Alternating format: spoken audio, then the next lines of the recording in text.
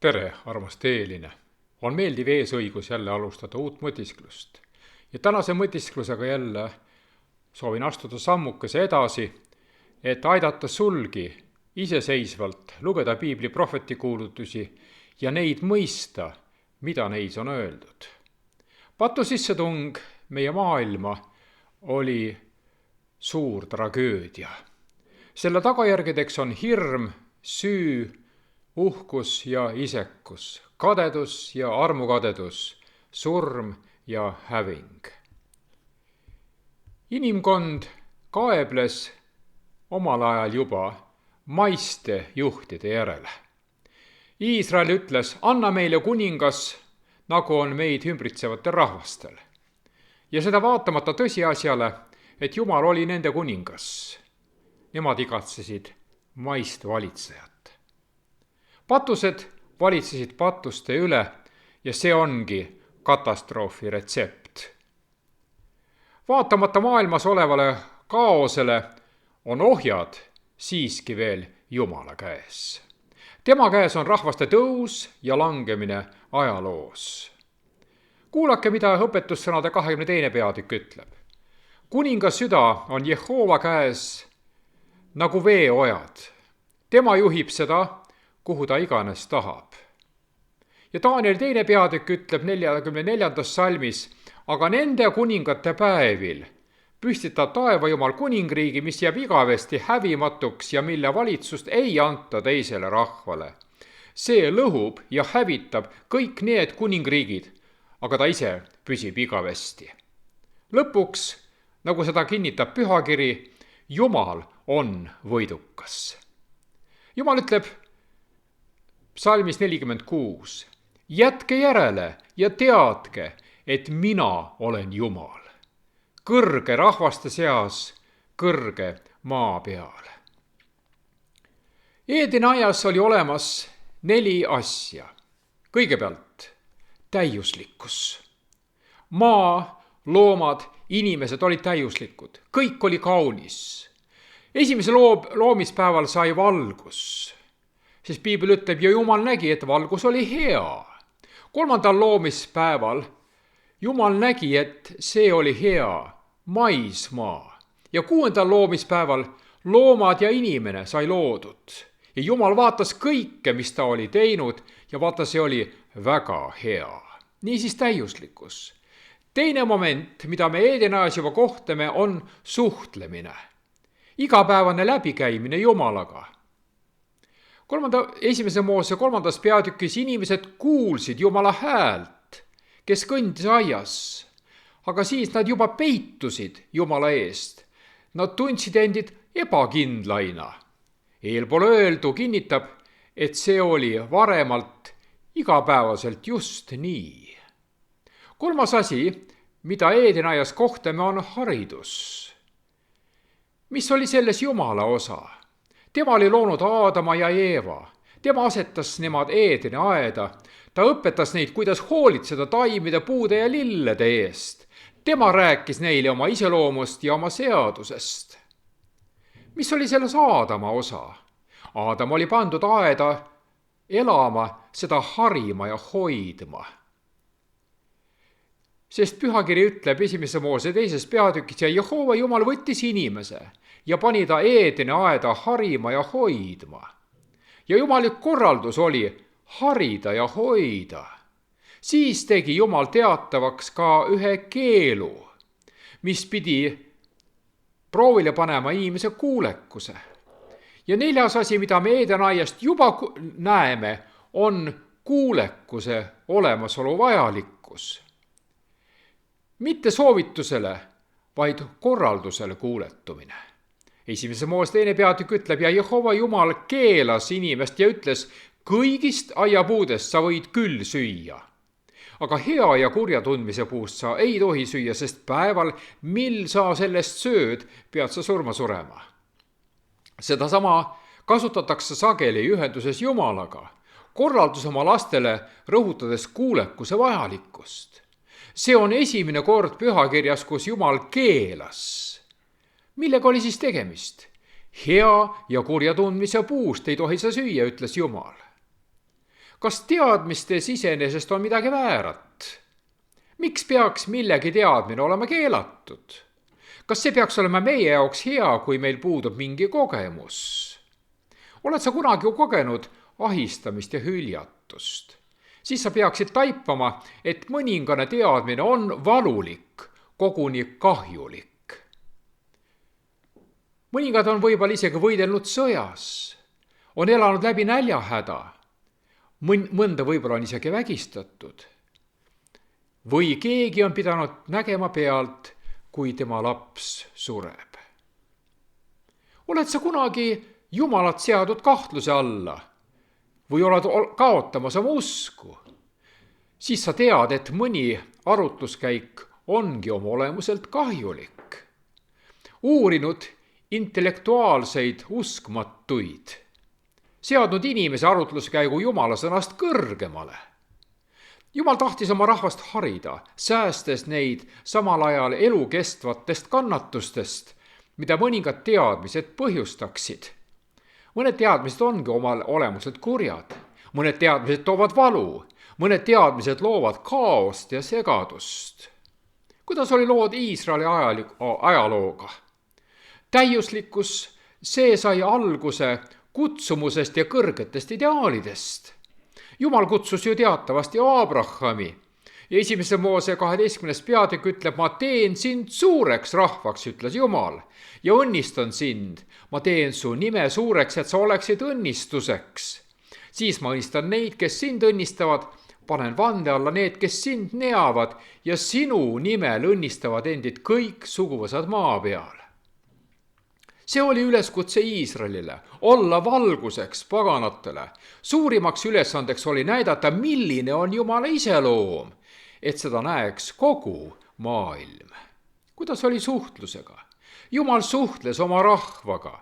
1. Moose 12. ja 17. peatükis Jumal suhtles Abrahamiga. 1. Moose 26. peatükis Jumal suhtles Iisakiga. 35. peatükis Jumal suhtles Jaakobiga. Ja 2. Moosese 3. peatükis Jumal suhtles Moosesega. Jumal suhtles Iisraeli lastega Siinai mäe juures, andis neile 10 käsku. Jumal suhtles kohtumõistjat ja hiljem prohvetite vahendusel, kelledeks olid Jesaja, Jeremia, Hesekiel, Hosea. Aga kuidas oli lood kuulekusega Iisraeli rahva ajaloos? 1000 aastaid hiljem palusid Jumala lapsed endile kuningat. Jumal selgitas nende valiku tulemusi. Jumala lapsed harrastasid igapäevaselt sõna kuulmatust. Nad said võlutud ebajumalatest, kaotasid silmist oma missiooni, oma eksistentsi eesmärgi, levitada Kristuse tundmist kogu maailmas, et paganatele oleks ka pääsemine kättesaadav. Jumal andis neile selle, mille järele nad kaeblesid, inimliku valitsuse. See suund päädis vangistusega Babylonias. Jesaja 48. peatükis öeldakse, kui sa ometi oleksid tähele pannud minu käske, siis oleks su rahu sarnanenud jõele ja su õigus oleks olnud otse kui merelained. Su sugu oleks olnud nagu liiva ja su ihuvilja selles sõmerate sarnaselt. Ei oleks hävitatud ega kaotatud tema nime minu palge eest. Abrahamile antud lubadused oleksid täitunud. Jumala rahvas oleks olnud valguseks mäel, mis paistab ümbruses olevatele paganatele. Aga kuidas oli haridusega lood Jumala rahva juures? Jumal kasutas prohveteid ja kohtumõistjaid. Jumal andis neile Toora ja Heebrea pühade kirjade uurimise. Hiljem Jumal koolitas distsipliini ja kannatuste keskel oma rahvast. Heebra 12. peatükk ütleb, ja mingi karistus, kui see on käes, ei näi olevat rõõmuks, vaid on kurbuseks. Aga pärast toob see neile, kes sellega on õpetatud õiguse rahu vilja. Niisiis, see oli see 5-kordne sõnakuulmatuse tsükkel, millest ka prohvet Neemia räägib 9. peatükis. Esiteks sõnakuulmatus, siis kohtumõistmine, siis meeleparandus, siis halastus ja lõpuks vabastamine. Aga nüüd on aeg pöörduda prohvet Danieli 2. peatüki juurde. See on üks imeline tunnistus pühakirjas. Ennustus on nii sujuv, kasutades tuleviku prohvetliku keerukuse kihtidena, paljastades vaid mõnd lühikest kujundit. See on jumalik prohveti kuulutus, kuid kellele see algselt anti? Jumal ei andnud unenägu esmalt isegi mitte ühele oma prohvetile. Jumal suhtles toonase paganliku valitsejaga. Jumal on oma suhtluses väga eriline. Siin me nüüd oleme 1000 aastaid hiljem uurides öist unenägu, mille kuningas ühel ööl nägi tuleviku üle mõtiskledes.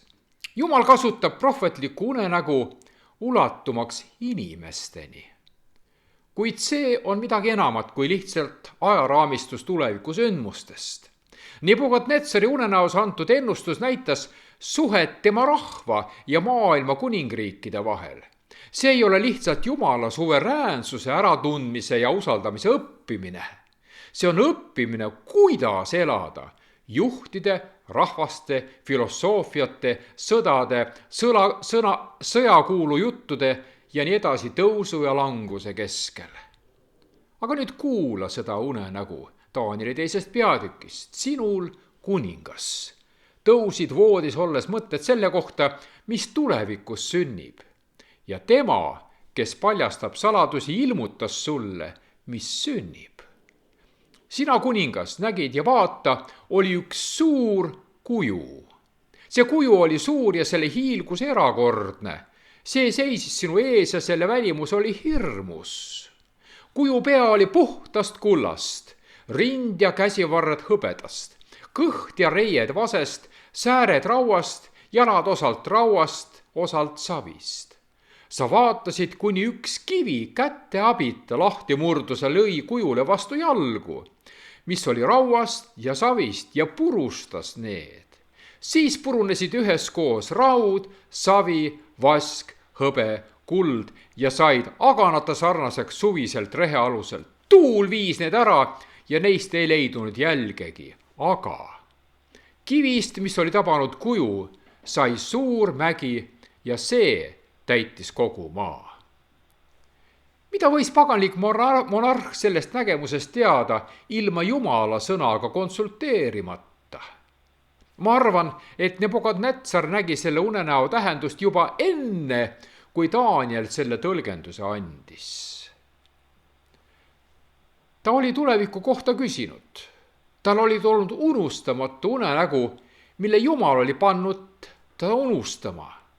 Surma ähvardus all palub Daniel lugupidavalt aega, et minna oma sõpradega palve koosolekule enne, kui nad ta tapavad.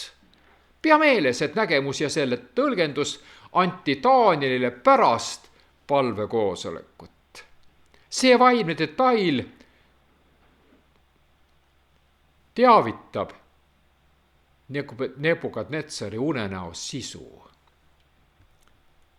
Mida me märkame isegi ilma seda teiste piiblitekstidega võrdlemata, see on inimese ja inimese lood. See näeb välja nagu mingi inimese leidlikkuse loovuse moodi. Nebukadnetsar näeb midagi, mis näeb välja nagu tema ise. Meie enda kohta käiva teabe põhjal oleme haprad ja surelikud. Meid võib maha lüüa puu juure otsa komistamine, maohammustus või mingisugune muu. Kui ta on valmis lähemalt vaatama, näeb ta midagi riknevat ja ajutist ja see on tema ise. Langevad väärtused, kõigepealt kullast savini. Mitte ainult vähenev rikkus, vaid ka vähenev väärtus. Milline väärtus? Inimväärtus loomulikult. Moraalne väärtus, iseloomu tugevus. See on staatiline. Puudub igasugune tegevus peale hävingu. See on pealt raske, ülevalt lai, alt kitsas. Kuld on kõige tihedam materjal, seejärel hõbe, siis pronks, siis raud ja siis savi. See pealt raske struktuur asetseb ebakindlal kõikuval alusel, milleks on murenev savi, mis on segatud rauaga. Raud ei tugevda savi, tegelikult nõrgestab see selle nakkuvust, moodustades ühtse aluse. Teisisõnu, see on rumala ehitus. Nebukadnetsar tunneks selle hetkega ära ja raputaks uskmatult pead. See asi on määratud kokku kukkuma. See on võimatu kestma. Ometi plaanime ja jätkame nii, nagu oleks meie tulevik juba garanteeritud. Ja kõik meie hoiukontod, mida me orjalikult kaitseme, jäävad midagi kajastama meile alles. See ennast hävitav kuju annab meile vihje, kuidas me peaksime olema kaasatud inimvalitsuse poliitikasse. Me ei saa langevat kuju oma kätega üles tõsta, ega ka mitte oma rahaga ega oma lobitööga üles tõsta. Aga me saame töötada selle nimel, et päästa igaüks, kes vajab abi oma igavese elu lahutamisel inimvõimu haaramise saatusest. Jeesus edastas sama nägemuse sõnumi mäejutluses Mattiuse 6. peatükis: ärge koguge endile varandusi maa peale, kus koi ja rooste rikuvad ja kus vargad sisse murravad ning varastavad. Vaid koguge endile varandusi taevasse, kus koi ega rooste ei riku ja kus vargad sisse ei murra ega varasta. Sest kus on sinu varandus, seal on ka sinu süda. Kuid nüüd pöördume Danieli 7. peatüki juurde. Danieli 2. peatüki näo sai esmalt Babyloonia kuningas.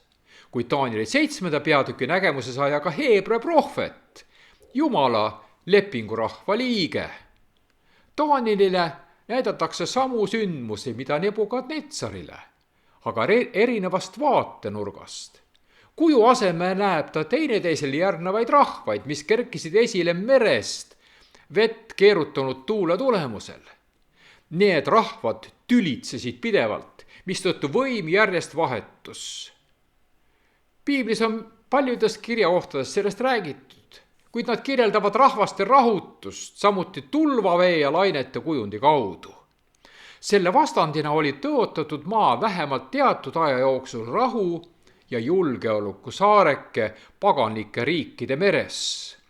Püha rahvas, mis oli rajatud Jumala valitsuse kõikumatule alusele, vastupidi neid ümbritsevate rahvaste ohjeldamatusele.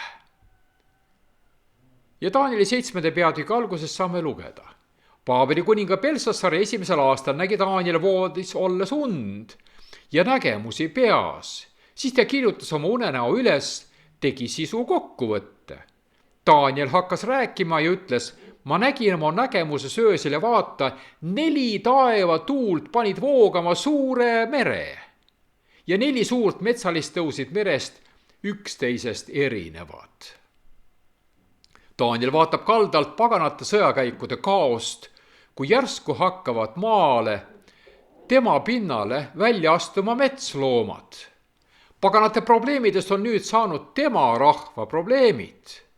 Tema rahvas on valinud endale nagu paganatelgi ja nüüd nad elavad koos paganatega nende valitsemise all. Babyloonia ülemvõimust alates ei saa Jumala lepingurahvas enam kunagi rõõmu tunda täielikust või pikaaegsest iseseisvusest. Jumala rahva iseseisvuse kaotus kestab ikka veel tänapäeval, kuni aegade lõpuni, mil Kristus taastab lõplikult temale õigusega kuuluva koha meie kuningana. Uue testamendi ajal kannatas Jumala rahvas jätkuvalt Rooma impeeriumi käe all ja hiljem paganliku Rooma järeltulija väikese sarve tagakiusamise tõttu. Kuigi ajaloos on osa rahvaid olnud paremad kui teised ning osa ajajärke rahulikumad kui teised, on valdav osa riikide, rahvaste ja impeeriumide ajaloost olnud üks kurb mäng teise järel, ühe rõhuja alt teise alla sattumine. Ja sageli teevad seda kõike valitsejad, kes väidavad, et neil on oma rahva suhtes ainult parimad kavatsused. See erineb suuresti valitsemisest, mida Jumal oma rahva jaoks soovis, kui nad vaid selle valinuks. Rooma 3. peatükis on öeldud: ei ole kedagi, kes oleks õige, ei üht ainustki. Ei ole arusaajat, ei ole, kes otsiks Jumalat. Nad kõik on läinud kõrvale, nad on puha saanud kõlvatuks. Ei ole kedagi, kes teeb head, ei üht ainustki. Nende kurk on lahtine haud. Oma keelega nad petavad, madude mürk on nende huulte taga. Nende suu on täis sajatamist ja kibedaid sõnu. Nende jalad on nobedad verd valama. Hävitus ja õnnetus on nende teedel ja rahuteed nad ei tunne. Ei ole Jumala kartust nende silmade ees. Aga me teame, et mida iganes käsk ütleb, seda ta ütleb neile, kes on käsu all. Et iga suu suletaks ja kogu maailm oleks süüalune Jumala ees.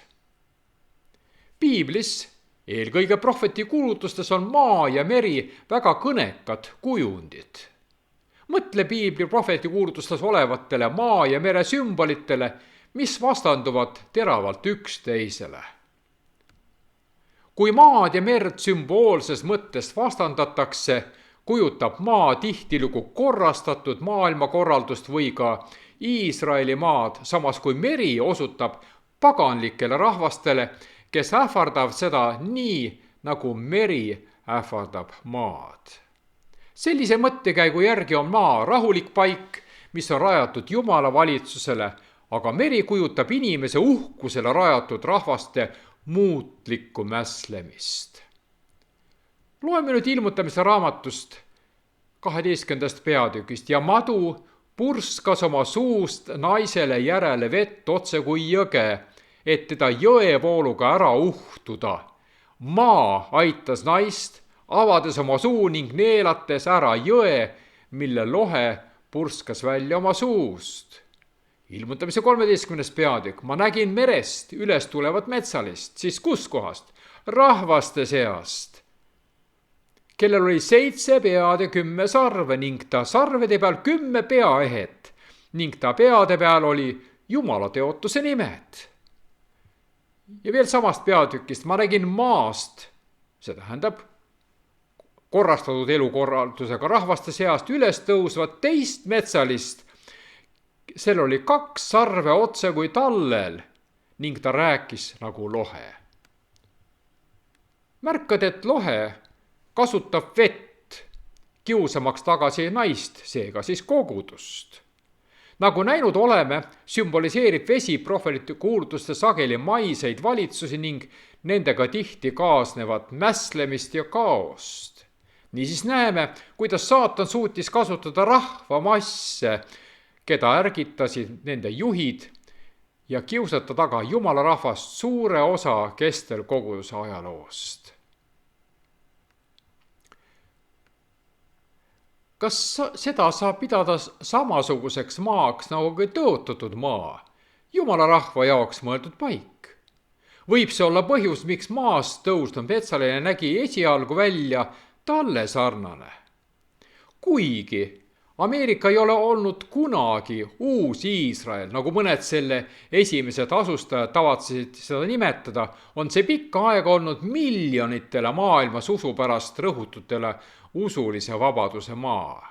Kuid kahjuks hakkab see talle sarnane metsaline ühel päeval rääkima nagu lohe, nagu Ilmutamise raamat ütles.